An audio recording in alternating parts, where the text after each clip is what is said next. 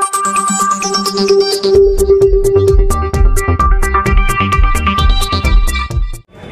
के सजीमुशान जलसे के में आए हुए महाराष्ट्र की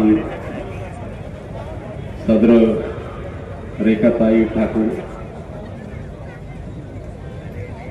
पूर्व मतदार संघ के हमारे दोस्त अफसर खान साहब, तमाम पदाधिकारी, तमाम जिले के उम्मीदवार और मेरे सामने बैठे तमाम अजीज तरीन साथियों, इज्जतदार माओं और बहनों, आज का ये जलसा बहुत कम वक्त में जो है यहाँ पर वंचित बहुजन आघाड़ी ने अरेंज किया है। मैं उन तमाम वंचित बहुजन आघाड़ी के पदाधिकारियों को मुबारकबाद पेश करता हूँ कि उन्होंने कम वक्त में जो है ये एक जलसा यहाँ पर मुनक्किद किया औरंगाबाद शहर में, जबकि बाला साहब की तबीयत बराबर नहीं चल रही है, वक्त बहुत ऊपर नीचे हो रहा है और बहुत काफ़ी सफ़र के बावजूद भी यहाँ पर जो है आप लोग जमा हैं। हम देख रहे हैं कि इस औरंगाबाद शहर में बहुत सारे उम्मीदवार मौजूद हैं, लेकिन बाला साहब ने जो समीकरण बनाया है यहाँ पर, जिस तरीके से मुसलमानों को यहाँ पर बाला साहब ने टिकट दिया, ओबीसीज को दिया, दलित समाज को दिया और बहुत सारी जब कम्युनिटीज को उन्होंने टिकट दिया, ये एक बेहतरीन संगम जो हम अगर देख सकते हैं तो वंचित बहुजन आघाड़ी के अंदर हमको दिख रहा है। ना कि जो है कांग्रेस में ये मंजर नजर आ रहा है आपको, और ना कभी एनसीपी में नजर आ रहा है, ना शिवसेना में नजर आ रहा है। यहाँ पर वही लोग ताकतवर होने की कोशिश कर रहे हैं जो ऑलरेडी पहले से ताकतवर है, लेकिन बाला साहब ने तमाम जो है माइनॉरिटीज के लोगों को, दबे कुचले लोगों को, आदिवासियों को, सारे लोगों को ऊपर उठने का मौका दिया है और इलेक्शन लड़ने का मौका दिया है। ये उनकी एक बेहतरीन रणनीति है, लेकिन वहाँ पर दूसरी पार्टियों के कैरेक्टर के ऊपर भी सवाल उठाए जा सकते हैं। हम देख रहे हैं कि यहाँ पर इस मेरे मतदार संघ के अंदर बहुत सारे ऐसे उम्मीदवार हैं जिनके कैरेक्टर बड़े दागदार हैं, जो पार्टियां हैं वो बड़ी दागदार हैं।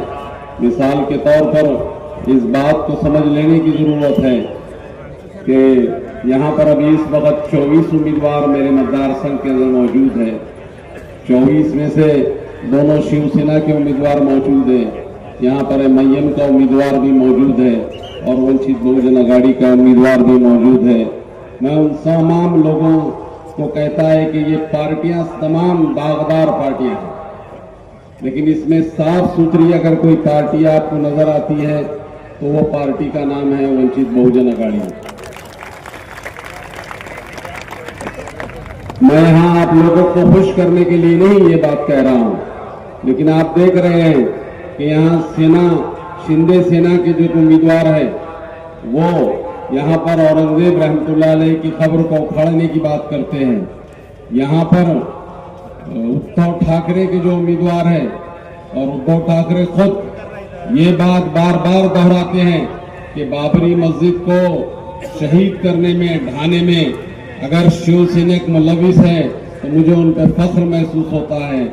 और दूसरे जो है एक उम्मीदवार, एक एमआईएम के लोग हैं, एमआईएम का सदर यहाँ पर कहता है कि मुझको औरंगजेब रहमतुल्लाह अलैह, टीपू सुल्तान रहमतुल्लाह अलैह से कोई लेना देना नहीं, ये आए गए मरे खपे, इस किस्म की जबान वो यहाँ पर इस्तेमाल करते हैं। तो इन पार्टियों के कैरेक्टर को आप देखिए और दूसरा वंचित बहुजन आघाड़ी के पार्टी के कैरेक्टर को देखिए, उसके सदर को देखिए कि वो क्या जबान इस्तेमाल करते हैं। हम देख रहे हैं यहाँ पर कि मुसलमानों पे आए दिन जुल्म के पहाड़ टूटे जा रहे हैं और उसके अंदर अगर कोई आवाज उठाई जा रही है तो वो आवाज बाला साहब की आवाज है। हम देख रहे हैं कि यहाँ पर पैगंबर बिल पेश किया गया 2021 में। अंबेडकर साहब ने पैगंबर बिल पेश किया। यहाँ पर जो मुसलमानों के वोटों के दावा कर रहे थे तो वो क्या घास चरने गए थे या जो है कुंभकर्ण की नींद सो रहे थे कि जब तुम्हारी नबी की शान में गुस्ताखी हो रही है तो तुमको जरा सी फिक्र नहीं है कि असेंबली में तुम मौजूद है और जो है इसके ऊपर कोई कानून बनाने का तुम्हारे ऊपर जो है तुम्हारे दिमाग में नहीं आया। ये बात अगर किसी के जहन में आई तो उस शख्स का नाम था बाला साहब प्रकाश अम्बेडकर कि उन्होंने जो है जितने भी महापुरुष हर मजहब के जिनकी अगर कोई बेइज्जती करता है तो उसके लिए कानून बनाया जाए, वो बिल उन्होंने वहां पेश किया और आइंदा उसको 7 से 10 साल की सजा मिले, ये बिल उन्होंने वहां पेश किया। ये बड़ा कारनामा जो है यहाँ पर अगर किसी ने किया तो वंचित बहुजन अघाड़ी ने किया। मुसलमानों से मैं बात खास तौर से कहता हूँ कि आपको याद नहीं है कि टीपू सुल्तान रहमतुल्लाह अलैह और औरंगजेब रहमतुल्लाह अलैह के स्टेटस रखने पे जब मुसलमान बच्चों पे गुनाह दाखिल हो रहे थे, उस वक्त कौन सा मुसलमान लीडर तुम्हारे साथ था? कौन सा मुसलमान लीडर ये बातें कह रहा था कि इन बच्चों पे आप बेकायदे से गुनाह दाखिल कर रहे हैं? कौन था? मुझे बताइए। कोई भी नहीं था। उस वक्त एक शख्स उठा जिसका नाम बाला साहब प्रकाश अम्बेडकर थे और उन्होंने औरंगजेब की मजार पे गए, औरंगजेब की मजार पे जाके फूल चढ़ाया, उनकी जियारत की और वहां से मुसलमान बच्चों का स्टेटस रखना बंद हुआ। ये क्या कारनामा है कि मुसलमान लीडरान आ रहे हैं, मुसलमानों से वोट मांग रहे हैं और मुसलमान उनको वोट भी दे रहे हैं और जब वक्त आ रहा है तो वही लोग कह रहे हैं कि हमको इनसे कोई लेना देना नहीं, ये आए गए मरे खपे, हमारा इनसे कोई ताल्लुक नहीं। ये वही लोग हैं। और फिर अगर इस पे भी सितम ये कि अगर उनको वोट जाता है तो मुसलमान अपना अच्छी तरीके से एहतसाब करे, अपने को जांच ले कि वो कहाँ खड़ा है, कौन उसका हमदर्द है, कौन एनआरसी में आवाज उठा रहा था, कौन सीएए के आवाज उठा रहा था, कौन मॉब लिंचिंग के टाइम पे आवाज उठा रहा था, किसने वक्त तरमीम बिल पे आवाज उठाई। ये सारे मसाइल मुसलमानों के चल रहे हैं और इस पे अगर कोई शख्स की आवाज निकलती है तो वो शख्स का नाम बाला साहब प्रकाश अम्बेडकर है। अजीज तरीन साथियों, बड़ा नाजुक मौका है, आपको अपने वोट को परखना पड़ेगा, समझना पड़ेगा।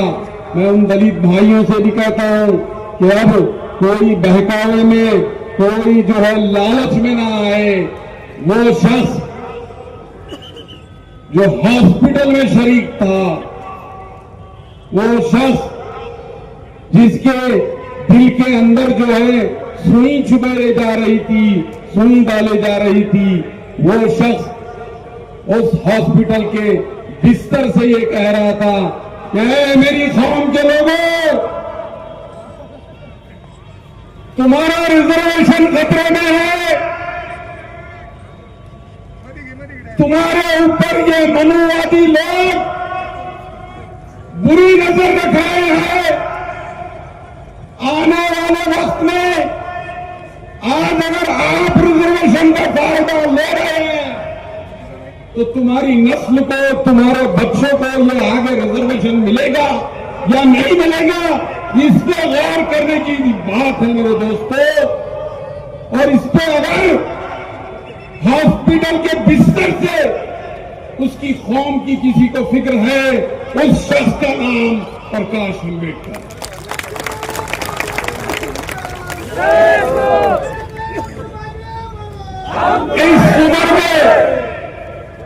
इस उम्र अगर वो आपके ताल्लुक से सोच रहे हैं तो आप याद करिए कि आप कैसी लीडरशिप के साथ चल रहे हैं, किस लीडरशिप के साथ चल रहे हैं। अजीज तरीन साथियों, इसके बाद कौन आपको लेके जाके बेच देगा, इसका कोई भरोसा है? आपके सौदेबाजी कौन लोग कर देंगे, इसका कोई भरोसा है? आपका मुस्तकबिल कहां जाएगा, इसका कोई भरोसा है? ये लीडर जब तक है इसकी कदर करो मेरे यारों, मेरे प्यारों। और अल्लाह ना करे कि इनको कुछ हो, अगर खुदा ना खास्ता कुछ 19-20 हो गया तो आप समझो कि आपने बहुत बड़े लीडर को गंवा दिया। मैं देख रहा हूं, मैं ये 3 साल से बाबा साहब के साथ जुड़ा हूं और मैं देख रहा हूं कि बहुत सारे लोग ये लालच देते हैं कि हम ये कौम को कभी भी हमारी मुट्ठी में कर लेंगे। तो बाबा साहब की कसम है तुमको कि हम मुट्ठी में हो जाएंगे उनके, क्या हमको बताएंगे कि तुम्हारे 10 बाप भी आ गए तो हमको नहीं खरीद सकते तुम।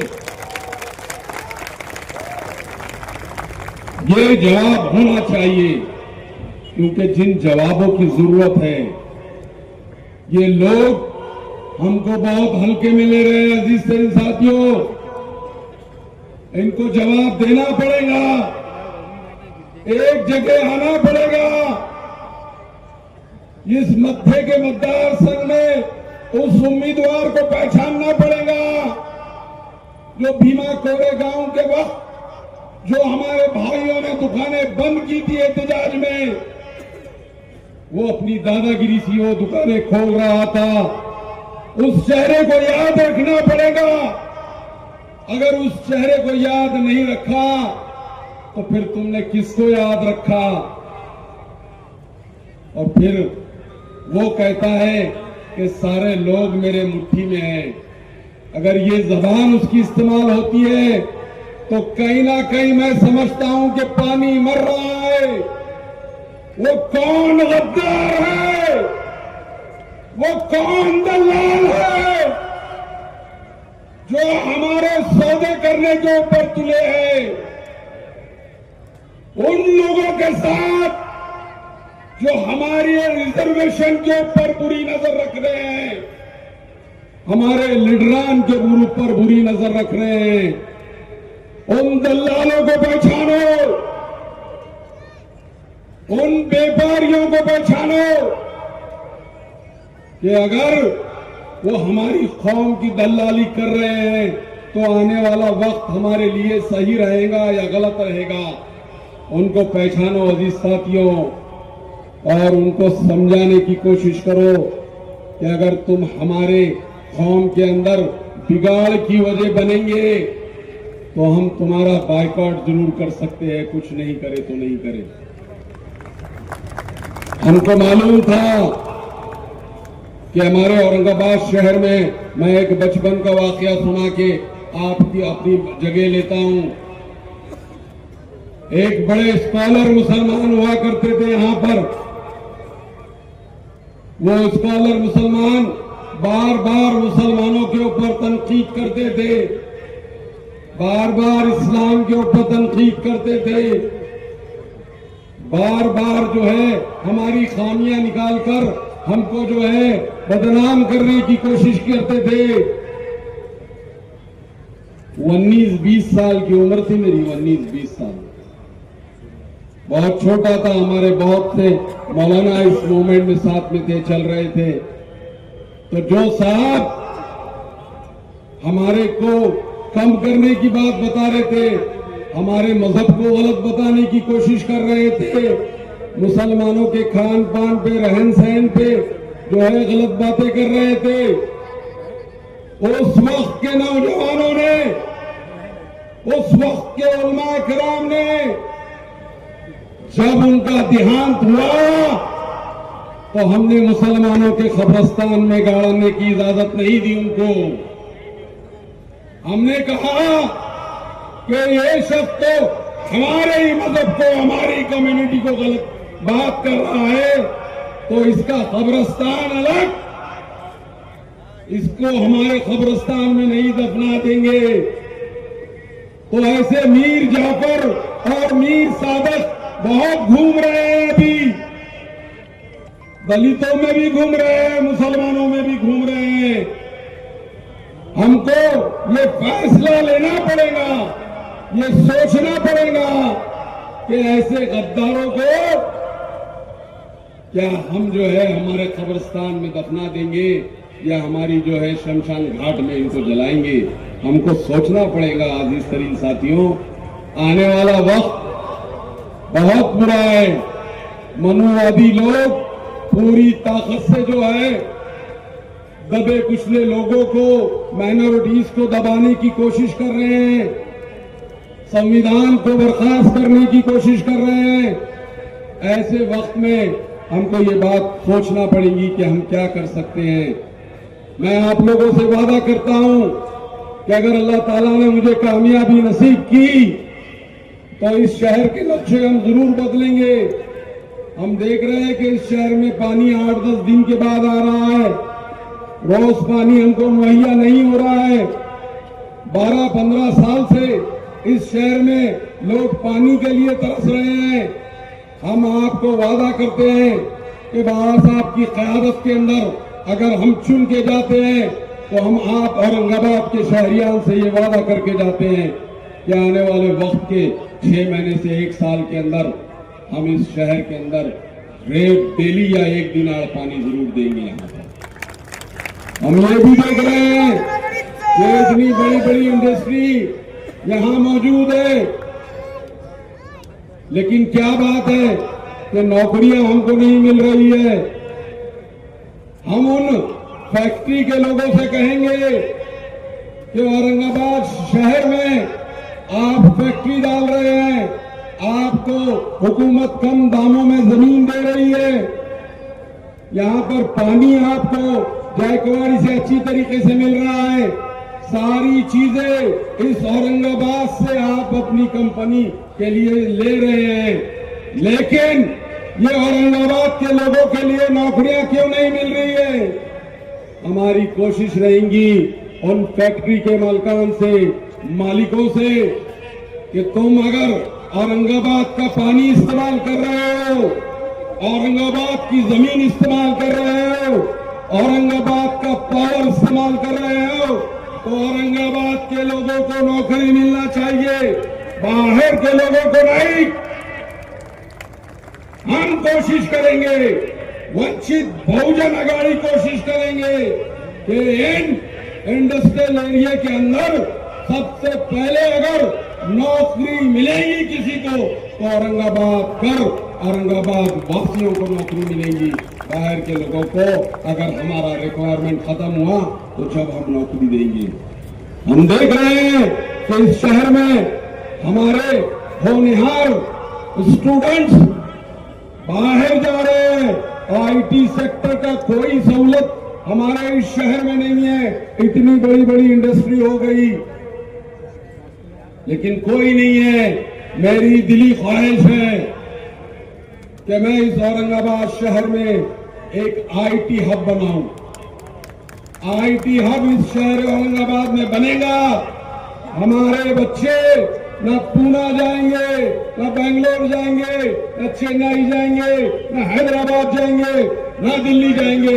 औरंगाबाद शहर में इंशाअल्लाह आईटी हब बनेगा।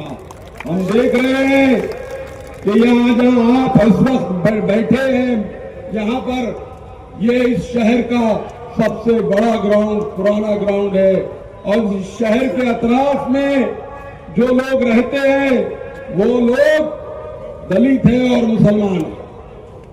ये यहाँ जाओ, यहाँ आपको दलित बस्ती मिलेंगी, यहाँ जाओ आपको मुसलमान बस्ती मिलेंगी, यहाँ जाओ आपको दलित बस्ती मिलेंगी, उसके थोड़ा आगे जाए तो आपको मुसलमान बस्ती मिलेंगी। यहाँ से और यहाँ जाओ तो ये मेरा स्कूल मिलेगा। ये ग्राउंड को हम बचपन से देख रहे हैं, लेकिन आज तक कोई ऐसा लीडर यहाँ पैदा नहीं हुआ कि इस ग्राउंड को स्टेडियम में तब्दील कर दे। जिन लोगों को हमने इख्तियार 10 साल दिया, उन्होंने भी यहाँ कुछ नहीं करे।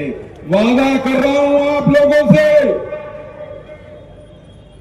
अगर कामयाबी मिली इंशाअल्लाह तो ये ग्राउंड आपको बेहतरीन स्टेडियम देगा। इसको स्टेडियम में तब्दील करेंगे। जिन लोगों ने वादे करे वो आए मिले गए। आगे अब उनका होने वाला है, वैसे भी खुदा हाफिज। तो अजीज सारियों, कुछ ख्वाब हमने लेके इस इलेक्शन में यहाँ खड़े हुए हैं। वंचित बहुजन अघाड़ी के तमाम जिले के उम्मीदवारों को आप कामयाब करिए, मुझको भी कामयाब करिए। जितने वादे आप लोगों से किया हूं, इंशाअल्लाह मैं आप लोगों से वादा जरूर पूरा करूंगा। मैं बाला साहब की पीठ में खंजर घोंपने वाला नहीं हूं। जिसने बाला साहब की पीठ में खंजर घोंपा उसको नजर में रखो, छोड़ना नहीं उसको। बताओ कि अगर तुझको हमने मेंबर ऑफ पार्लियामेंट बनाया तो तुझको तेरे कफीरे किरदार तक भी हम पहुंचाएंगे। जावेद कुरैशी नहीं मारने वाला है यारों पीठ में खंजर। जिसने मारा उसको मजा चकाना जरूरी है। वक्त बहुत सारे लोग यहाँ पर तकरीर करने वाले हैं, वक्त बहुत कम है। मिलीन बोर्डे साहब बार बार मेरे को पीछे से चिमटा ले रहे, इसलिए मैं अब आपसे खुदा हाफिज कहता हूँ। खुदा आघाडीचे पूर्वचे उमेदवार अफसर खान हे आपल्याला मार्गदर्शन करतील।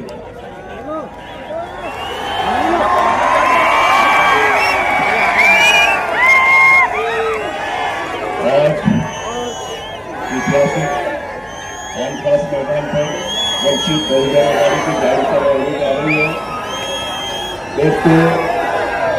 दोस्तों आज आवाज थोड़ी बैठी हुई है, लेकिन मेरे नेता आदरणीय बाला साहब अम्बेडकर, इसके चाहे हमारे राष्ट्रीय नेता आदरणीय बाला साहब अम्बेडकर, प्रदेश अध्यक्ष रेखा ताई ठाकुर और हमारे सभी पदाधिकारी और हमारे 9 के 9 उम्मीदवार मंच पर बैठे हुए मेरे दोस्त जावेद भाई, अंजन साड़वे और तमाम उम्मीदवार, आज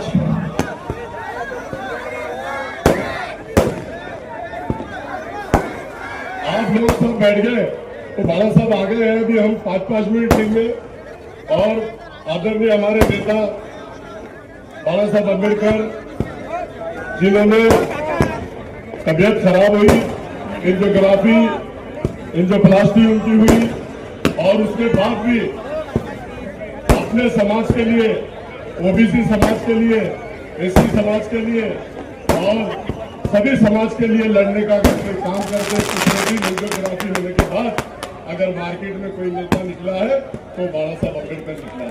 क्योंकि आज महाराष्ट्र के अंदर, हिंदुस्तान के अंदर अनेक दलित समाज पर और मुस्लिम समाज पर जो जुल्म अन्याय अत्याचार हो रहा है, उसके लिए सिर्फ आवाज उठती है महाराष्ट्र और देश में तो सिर्फ बाला साहब अम्बेडकर की आवाज उठती है। बाला साहब अम्बेडकर सभी समाज को न्याय देने का काम करते हैं और सभी समाज को साथ में लेकर चलना चाहते हैं। आपको मैं बता दूं कि वो महाराष्ट्र के इलेक्शन होने जा रहे हैं और महाराष्ट्र के अंदर 200 से सीट हमारी लड़ रही है। हमको अगर इंसाफ की लड़ाई लड़ना है, बाला साहब के हाथ मजबूत करना है तो हमारे ज्यादा से ज्यादा वंचित बहुजन अघाड़ी के उम्मीदवार को आपको चुनकर देना होगा। और आप अगर देंगे तो बीजेपी की जो सरकार है, जातिवाद जो सरकार है, उसको उखाड़ के फेंकने का काम हमको और आपको मिलकर करना पड़ेगा। और आज आपने देखा होगा कि औरंगजेब रहमतुल्लाह अलैह के बारे में हमारा गिरावा खासदार शक्ति कपूर बोलता है कि औरंगजेब रहमतुल्लाह अलैह आले गेले मेले और संभले। अरे शक्ति कपूर, मैं तेरे को बता दूं कि तू भी जितने स्पीड से आया था, आमदार बना, बाला साहब अम्बेडकर की वजह से खासदार बना और बाला साहब अम्बेडकर की वजह से खासदार बना, और उतनी स्पीड से तू रिवर्स आएगा और उतनी स्पीड से तेरा खेल यहाँ खत्म होगा। तू भी आला गेला मेला था, संपला का तुझा विषय थे। और मैं शक्ति कपूर कल भाषण कर रहा था, उसकी मैंने क्लिप देखा। ऐसा इमोशनल हो रहा है जैसे बता रहा है कि सब लोगों को इमोशनल ब्लैकमेल कर रहा है। ऐसे बता रहा है कि मेरी माँ की तबीयत बहुत खराब थी, मुझे नहीं चाहिए आमदार, मुझे नहीं चाहिए खासदार, और तुम लोगों की अगर जिनकी माँ है तो उनकी खिदमत करो। अरे ये मगरमच्छ के आंसू बहा रहा था, लोगों को इमोशनल कर रहा था। तू पत्रकार जब था, तू जब पत्रकार था तो 17 साल तू पुणे में था, माँ तुम्हारी यहाँ थी। इमोशनल ब्लैकमेल मेरी कौम और मिल्लत तू मत कर। आपने देखा होगा कि पूर्व मतदार संघ से और सेंट्रल मतदार संघ से जब तक के ये समीकरण दलित और मुस्लिम का बैठेगा नहीं, न मध्य से सीट चुनकर आएगी, न पूर्व से सीट चुनकर आएगी, न पश्चिम से सीट चुनकर आएगी। आदरणीय बाला साहब ने एक निर्णय लिया है कि आप देख लो, महाराष्ट्र के अंदर अगर सबसे ज्यादा मुसलमान उम्मीदवार दिया है तो हमारे नेता आदरणीय बाला साहब अम्बेडकर साहब ने ओबीसी को दिया, एससी को दिया, एसटी को दिया। एक न्याय अगर महाराष्ट्र और देश में सब समाज के साथ करते हैं तो आदरणीय नेता हमारे बाला साहब अम्बेडकर करते हैं। और मैं आपको बता दूं कि औरंगजेब रहमतुल्लाह अलैह के बारे में जब सिर्फ कोई फोटोज लेके आ रहे थे तो उनके ऊपर गुनाह दाखिल हो रहा था। फोटोज लेने के आने के बाद गुनाह दाखिल हो रहा था। तो हमारे आदरणीय नेता जो जुल्म अन्याय अत्याचार मेरी कौम और मिल्लत पे हो रहा था, हमारे आदरणीय नेता वहां पर जियारत करने के लिए गए और बोले डिपार्टमेंट को सबको अगर केस करना है तो मुझ पर करो, क्योंकि औरंगजेब रहमतुल्लाह अलैह कोई बाहर के यात्री रहती नहीं है। वो इस देश में 50 साल से ऊपर उन्होंने राज किया और वहां पर जियारत करना या वहां पे जाना कोई जुल्म अन्याय अत्याचार नहीं है। लेकिन ये शक्ति कपूर उसके वहां धरने में सिर्फ फोटो लेके आ गए तो बोल रहे हैं मेरे लोग नहीं है। देखो कितना डरता है केस से, मेरे लोग नहीं है। अरे तेरे लोग है या नहीं है, लेकिन मुस्लिम समाज के कौम और मिल्लत के तो लोग वहां पे थे ना, और तू कौम और मिल्लत के लोगों पे गुनाह दाखिल करवा देता है। उधर जाके देशी दारू तोड़ता है, 5 लाख रुपए हफ्ता बांध लेता है। उधर जाके वाइन शॉप पे बात करता है, 5 लाख रुपए हफ्ता बांध लेता है। उधर गुटके वाले के पास जाके रेट मारता है, अनवर के साथ पार्टनर बन जाता है। रेती का धंधा वो खुद करता है और बायोडीजल में 3 लोगों के साथ पार्टनर बनता है और हजारों करोड़ रुपए कमाने का काम वो शक्ति कपूर ने किया। और जो कौम और मिल्लत को जब जुल्म हो रहा था किराड़पुरे में राम मंदिर में, जब बटन प्लेयर बोल के मेरे नौजवान साथियों को 100 बच्चों को अंदर करने का काम ये शक्ति कपूर ने किया। और अफसर खान डंके की चोट पे वहां पर खड़े रह के एक महीने रमजान के महीने में मेरी मां बहनें रो रही थी, चिल्ला रही थी, गिड़गिड़ा रही थी, लेकिन ये अफसर खान पूरा 1 महीना वहां खड़े रह के अपनी मां बहनों को विश्वास दिलाया कि जब तक कि आपका एक एक बच्चा आपके घर नहीं पहुंचाएगा ये अफसर खान भी आपके साथ ईद नहीं मनाएगा। और अफसर खान ने वही काम किया, एक एक बच्चे को कोर्ट से छुड़ा के जेल पे जाके एक एक बच्चे को अपने घर पे छोड़ने का काम किया और छोड़ा। और ये उस टाइम मां बहनें रो रही थी, चिल्ला रही थी, गिड़गिड़ा रही थी, टेरिस पे बैठ के पार्टियां बना रहे थे।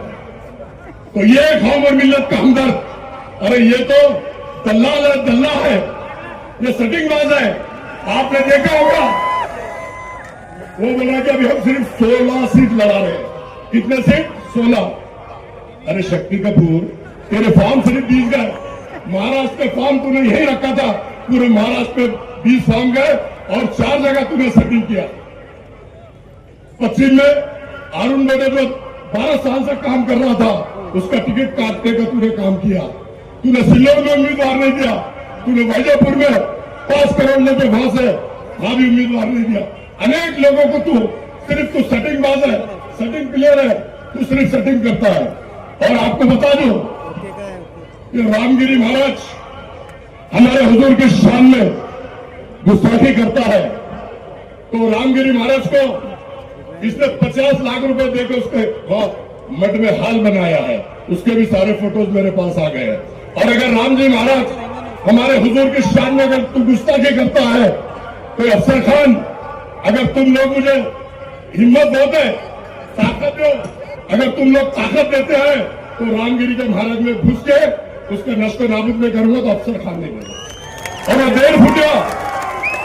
1.5 फुटिया नीतीश राणे कहता है कि मुसलमानों की मस्जिद में घुस के चुन चुन के मारूंगा, तो इस स्टेज से तेरे को चैलेंज करता है नीतीश राणे, तो हमारी मस्जिद की सीढ़ी पर तो आके बता, तू वापस नहीं जाएगा, ऐसा मैं कहता हूं। और दूसरी बात मैं बता दूं, वो राज ठाकरे कहता है कि हमको सत्ता में लाओ, हम सत्ता में आएंगे। राज ठाकरे तेरे को भी इस स्टेज से चैलेंज करता हूं कि मस्जिद के भोगे उतारने तो बहुत दूर की बात है, अगर तू मस्जिद के भोगे तक जाएगा तो तेरा हाथ नहीं रखने का काम ये अफसर खान करे। आज आदरणीय बाबा साहब को सुनना है, एक शेर के साथ अपनी जगह लेता हूं। हयात लेके चलो, कहनात लेके चलो, चलो तो सब समाज बाबा साहब अम्बेडकर साहब को साथ लेके चलो। फानूस बनकर जिसकी हिफाजत हवा करे, फानूस बनकर जिसकी हिफाजत हवा करे, ये शम्मा का मुझे जिसे रोशन खुदा करे। हमको मिटा सके वो जमाने में दम नहीं, ये जमाना खुद हमसे है, हम जमाने से नहीं। अल्लाह हाफिज, जय भीम, जय भीम, आदब। आने वाली 20 तारीख को आप सबको सुबह सुबह उठकर जितने भी हमारे जिले में उम्मीदवार खड़े हैं उन सबको मतदान कीजिए। आपका एक एक वोट कीमती है। सवेरे उठकर 7 बजे आपने लाइन लगाकर सभी उम्मीदवार को कामयाब कीजिए। और मेरा पूर्व में बटन नंबर 4 है, भारी अक्षर से दबा के विधानसभा में भेजो। गौर गरीब लोग, दलितों पे जो अन्याय अत्याचार हो रहा, मुसलमानों पे जो अन्याय अत्याचार हो रहा, उसकी लड़ाई लड़ने के लिए आप लोगों को मुझे भेजना पड़ेगा। अल्लाह हाफिज, खुदा हाफिज।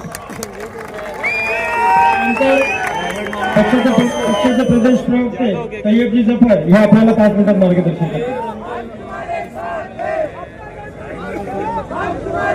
भारत, जय भीम।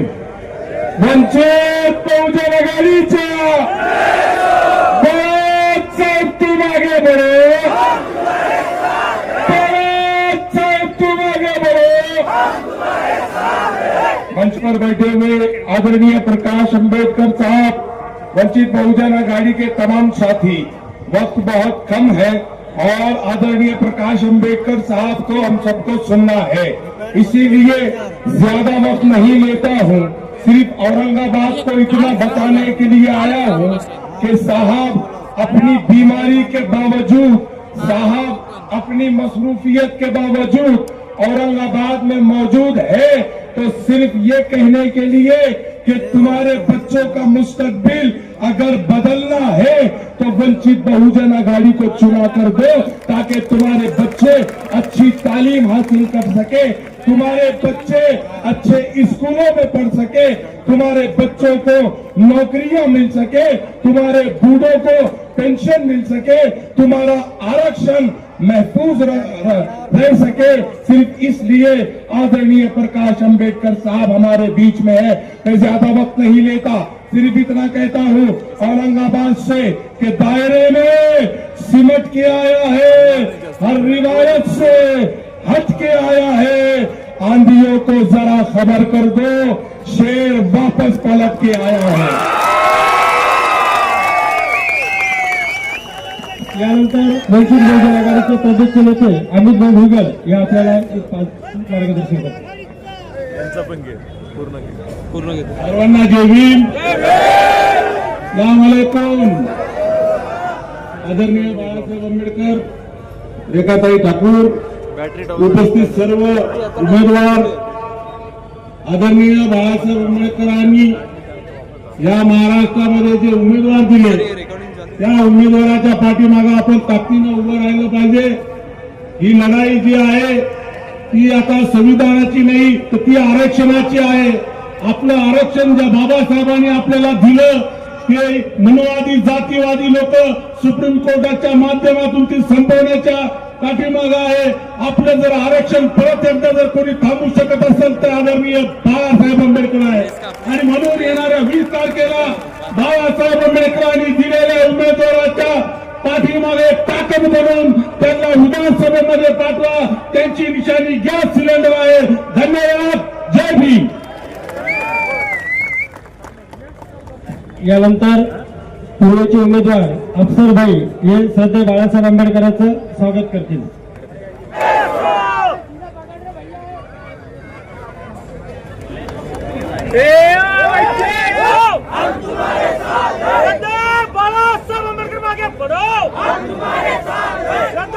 या ठिकाणी काही पदाधिकारी प्रवेश करणार आले. यामध्ये राहुल मकासरे, रई साळवे, कमलेश दाभडे यांनी मिलिंद बोर्डे बाजूला वा.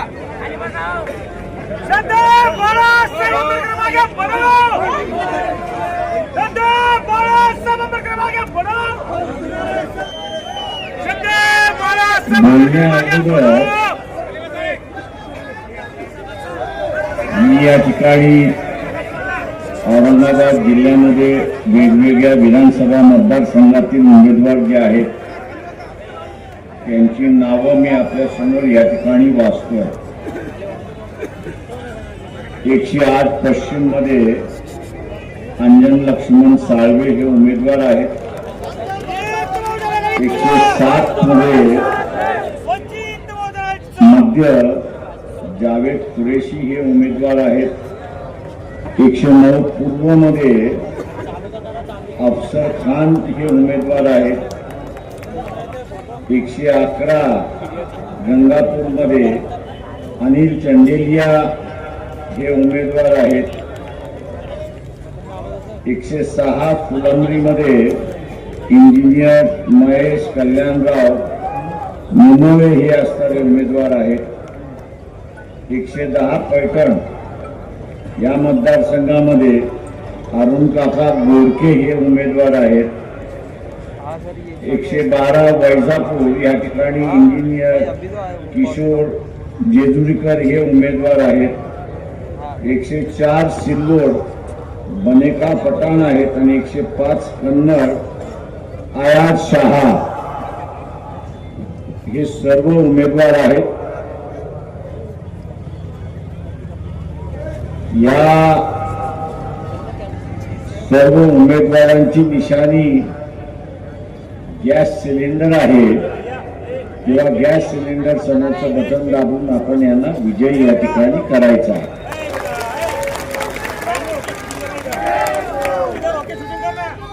डॉक्टर बाबासाहेब आंबेडकर यांनी औरंगाबाद हे शिक्षणाचं माहेरघर व्हावं या दृष्टीने पूर्ण प्रयत्न केला. मिलिंद महाविद्यालय या ठिकाणी उभं केलं. हेतू हा होता की एकदा माणूस शिकला ते गुरखायला सुरुवात करतो. शिक्षण मिळालं की त्याला स्वतःचं बरं वाईट कळायला सुरुवात. आणि म्हणून बाबासाहेब म्हणत असत की शिक्षण हे वाघिणीचं दूध आहे आणि जो कोणी पिईल तो असणारा गुराखल्याशिवाय राहणार नाही अशी असणारी परिस्थिती आहे. पण आज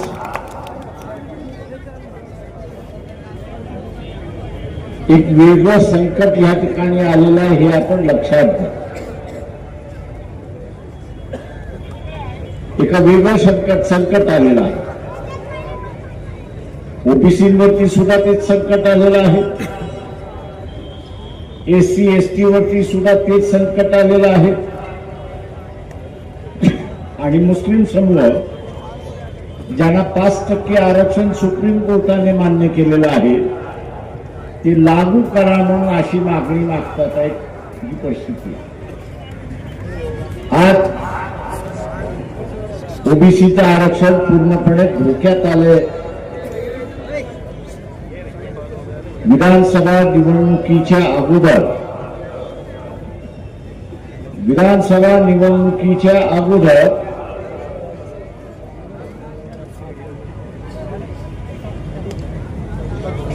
विधानसभा निवडणुकीच्या अगोदर एक 7-8 दिवस सुप्रीम कोर्टाचा निर्णय आला. त्या निर्णयामध्ये सुप्रीम कोर्टाने असं म्हटलं की ग्रामपंचायत असेल, पंचायत समिती असेल, जिल्हा परिषद असेल, नगरपालिका असेल, महानगरपालिका असेल, या ठिकाणी ओबीसीची जनसंख्या किती, ओबीसीची जनसंख्या किती ही माहित नाही. शासनाने आमच्या समोर ती काही सादर केली.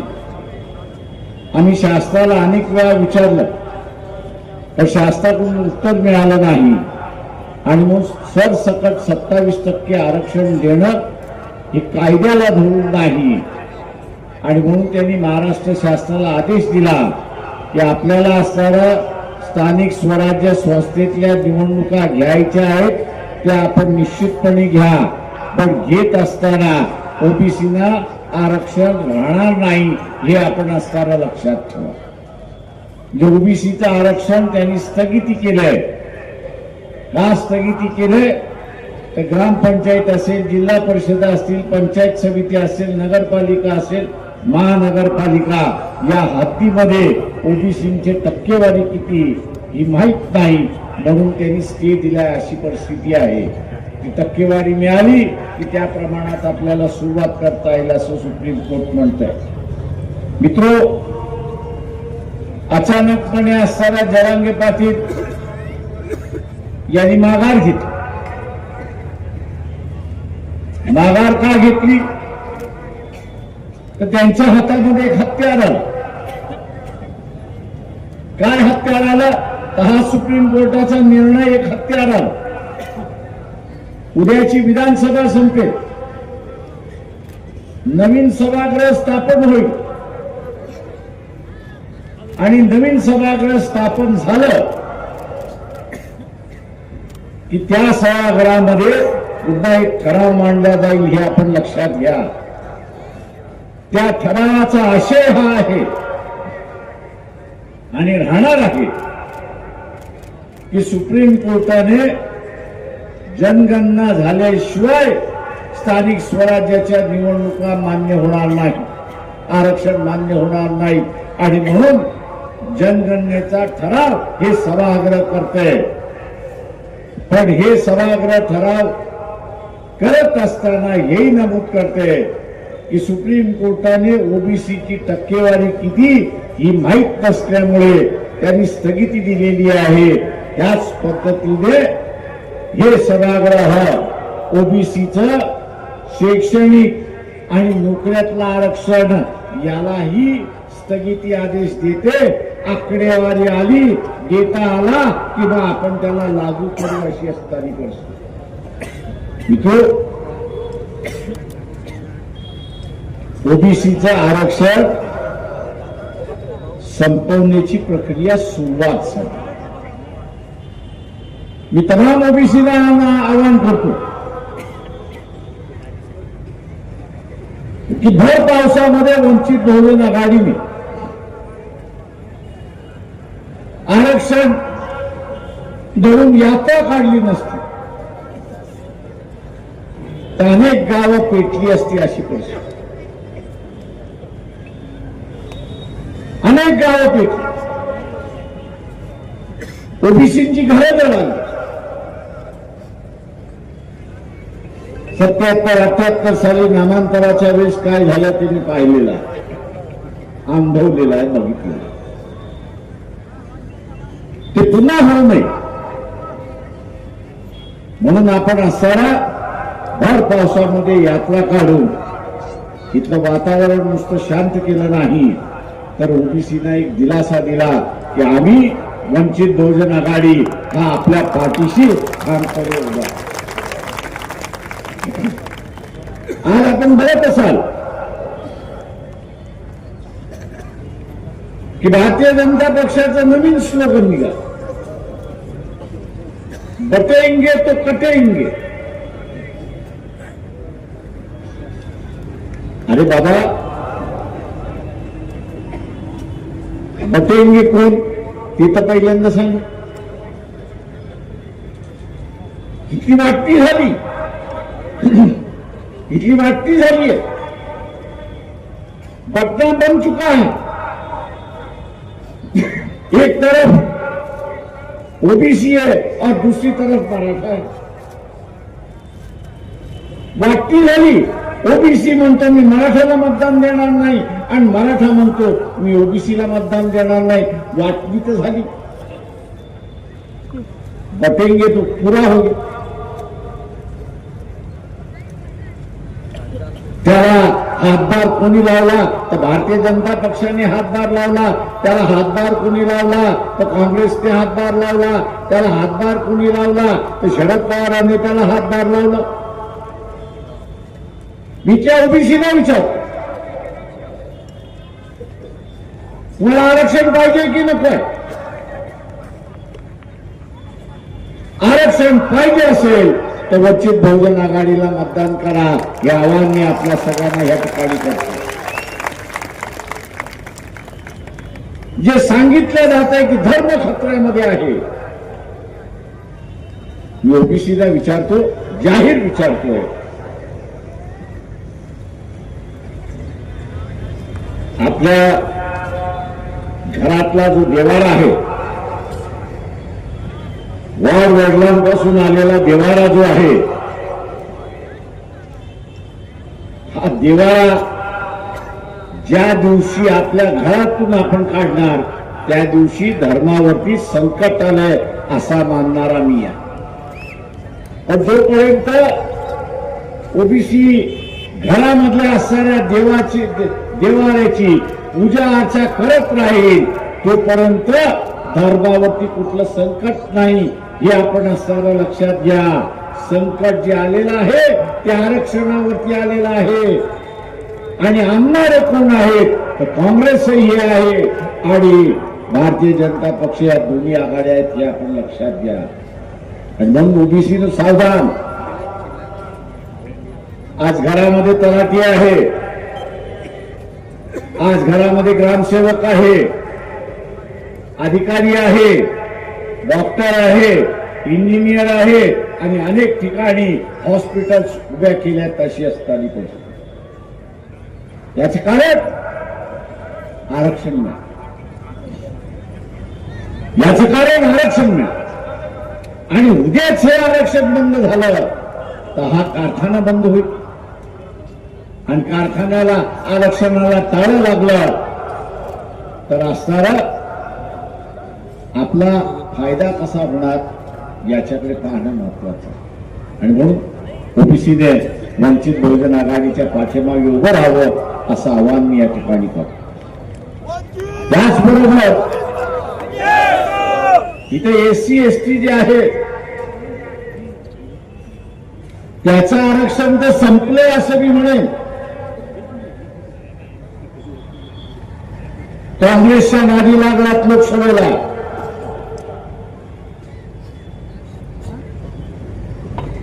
आणि सुप्रीम कोर्टाचा निर्णय आला.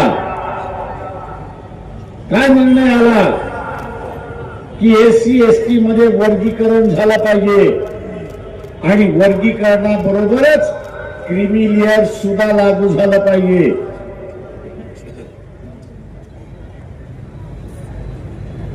ओबीसी मधलं क्रीमी लेअर वेगळं आहे, एससी मधलं क्रीमी लेअर वेगळं आहे, एससी आणि एसटी मधला क्रीमी लेअर वेगळा आहे.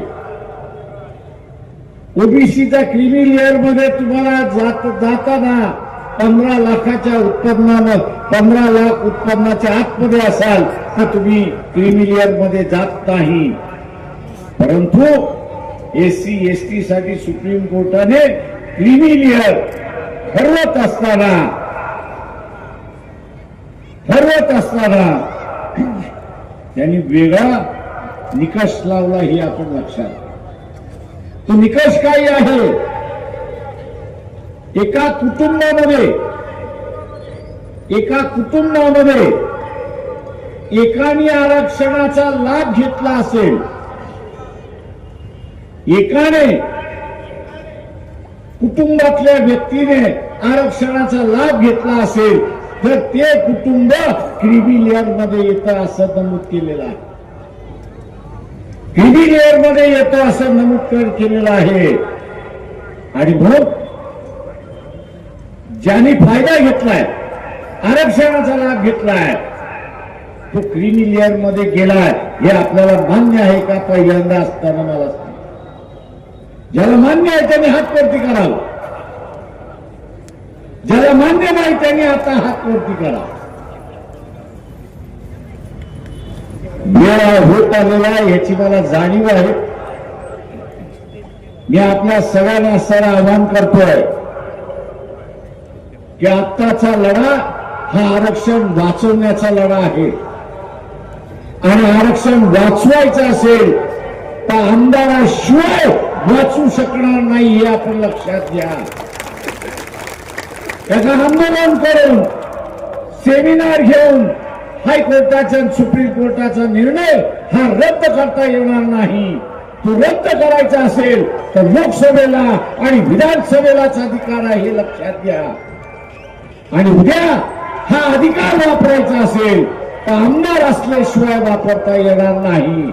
आणि म्हणून इथल्या फुले शाहू आंबेडकरी मतदाराने, ओबीसीच्या मतदाराने गॅस सिलेंडरचं बटन दाबून आपण या सगळ्या उमेदवारांना प्रचंड मताने विजय करा हे आवाहन करतो आणि आपली रजा घेतो. जय भीम, जय भारत.